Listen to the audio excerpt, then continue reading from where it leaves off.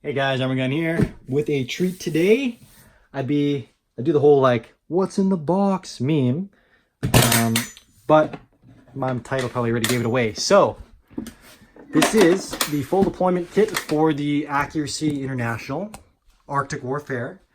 And this is the Super Magnum. This is the one that's chambered in 338 Lapua Magnum. So this is the big brother to the AWM. All you gamers out there from PUBG and Fortnite, this is the AWM, yeah, Arctic Warfare Magnum is what that stood for. And that was chambered in 300 Win Mag. This one is actually the big brother to that. This one is chambered in 338 Lapua Magnum, as I said. So there's a bit of a difference there. Okay, right here, that's a 308. This is a 338 Lapua Magnum. And the 300 Win Mag, which is what the AWM is chambered in, would more or less fit in the middle. It's basically a longer 308. It's the exact dimensions. It's instead of a 7.62 by 51, which is what the 308 is, the 300 Winchester Magnum is 7.62 by 67. So it's like 20%, 30% longer. This is, I think, 8.7 millimeter. So it's a bigger diameter bullet, and it's way longer. So that thing is cooking, and this thing is, man, these are incredibly effective cartridges. And the reason that the British went for this gun is, well, this became a whole part of their improved sniper program, and they wanted to really go all out there. This gun kind of came to be in the the Afghanistan war and stuff. They were finding they were taking these long shots, and they found the 308 just wasn't cutting it. So like the US, they used their 300 Win Mag, I think, but a lot of other countries didn't really. No one else really stepped up beyond that. They either went to something like more accurized, like a 6.5, or they stuck with the 308s. Again, the 300 Win Mag is pretty much the top end. Accuracy International met British's request for this upgraded their L96 style of guns, which were in 308. This was their L115, and this is particularly the A3 with the folding stock. And I guess I'll pop the gun out of here. Really quickly, the full deployment case, just, there's your Harris bipod. Now, this was for the A3s. The original A1s had a Parker Hale bipod, but this was the improved version. They wanted to go to the Harris. I think Harris's look super dumb with all these springs and stuff sticking around here. I'd rather have a Parker Hale, to be honest, but that was the A1. The other difference between the A1 and the A3 was the muzzle brake. This is a 2-port. The original A1 just had a 1-port. This one's also threaded for a suppressor. And again, there's lots of extra mags. There's a log book, or a little cleaning kit. I think space up here for a night vision, I want to say. Again, I don't have everything for it, but I've got the main things, which is this cool metal case, and then of course the gun. So I'll just get this out of the way, and then we'll keep talking about the reason you all are here, which is the gun. So this one I've also got these little 3 and 9 o'clock rails, which is kind of cool. The Harris bipod just mounts to the sling stud attachment right there. Parker Hale, it's still got the attachment for the Parker Hale. You would just run that inside this little groove up front here. And what that became used for was actually a mount to hold thermal.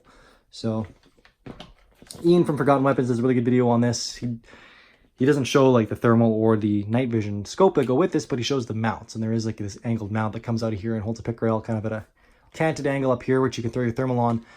The optic is a special forward mount for hanging a night vision optic off that ends up right in front of the optic itself. But anyways, yeah, this is also got a sling on here. This is the original British sling that came with these guns.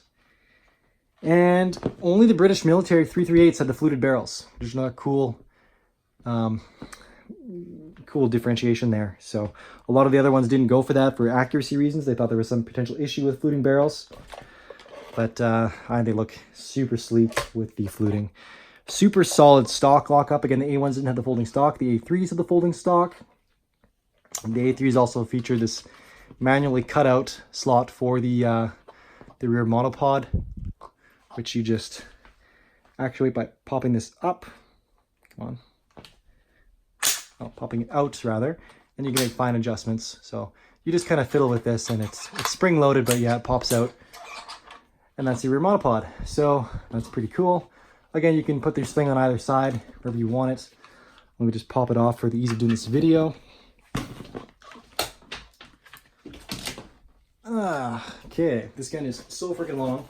The AWM had a 26-inch barrel, and then the AWSM Super Magnum had a 27-inch barrel. The difference between the two guns is mostly the barrel, and due to that, a little bit of weight. This gun weighs just over, it's like 15.1 pounds with empty mag and bipod.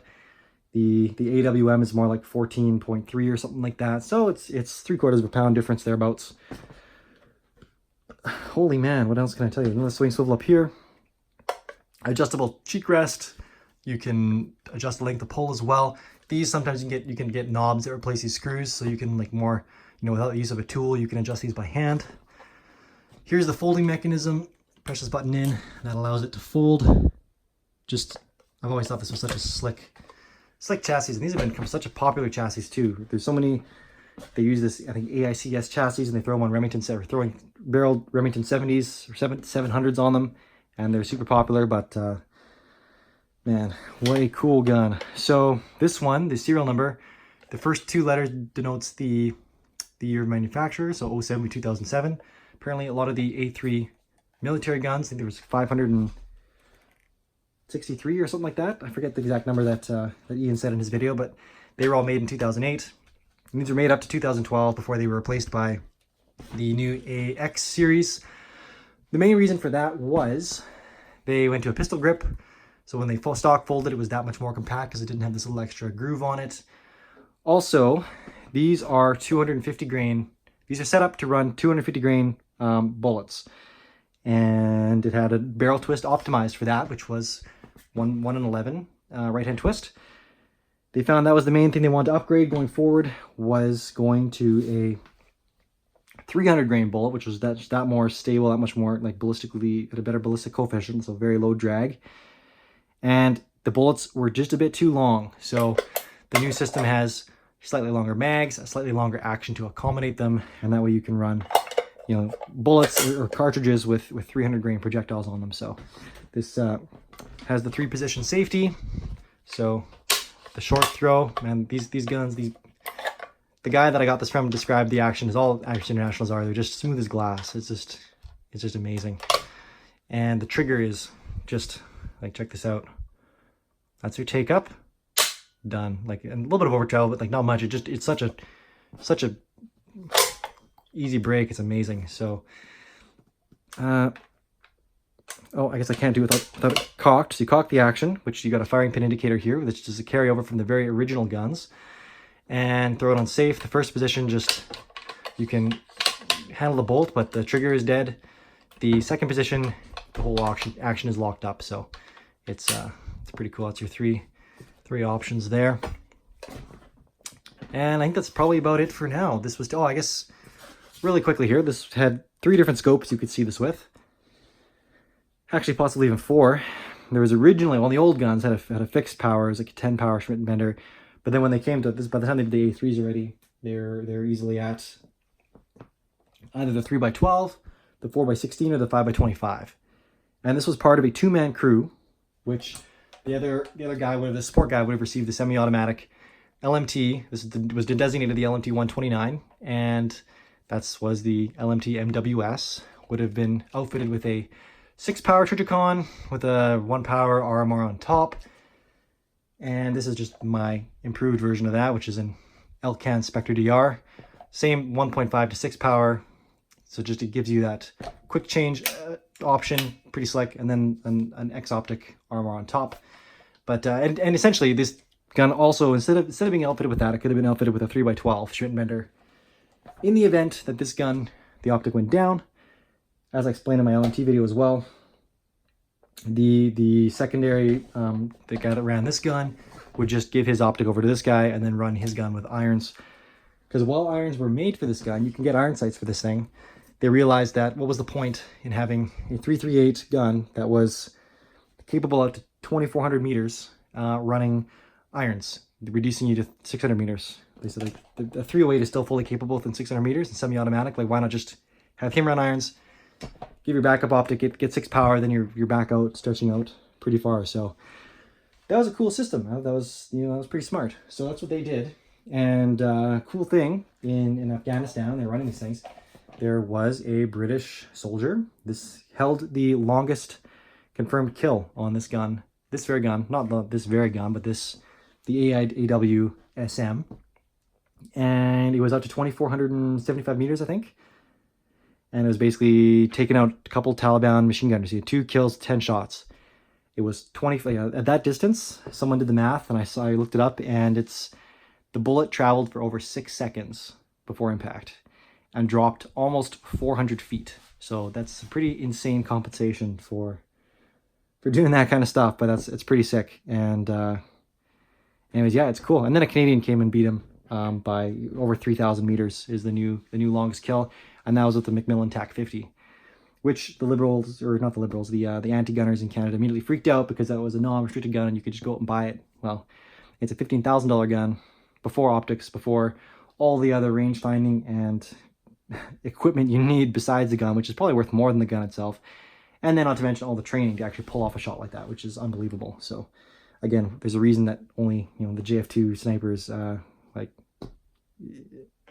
people can't just go and do that kind of stuff, especially with the stressful conditions. So I like to freak out for no reason. Anyways, that's the video for today. That's the AWM. I'm going to do a really quick disassembly video and a really quick, like, this gun in 3 minutes for the gunners out there, the gamers out there that don't want to listen to me talk about the actual history of the gun. And we'll leave it there. I'll actually do some shooting videos with this as well, hopefully this fall. And once those are done, I'll throw those up here as well. Anyways, thanks for watching. If you made it this far, please also check me out on Instagram at arm.and.gun. I post there daily.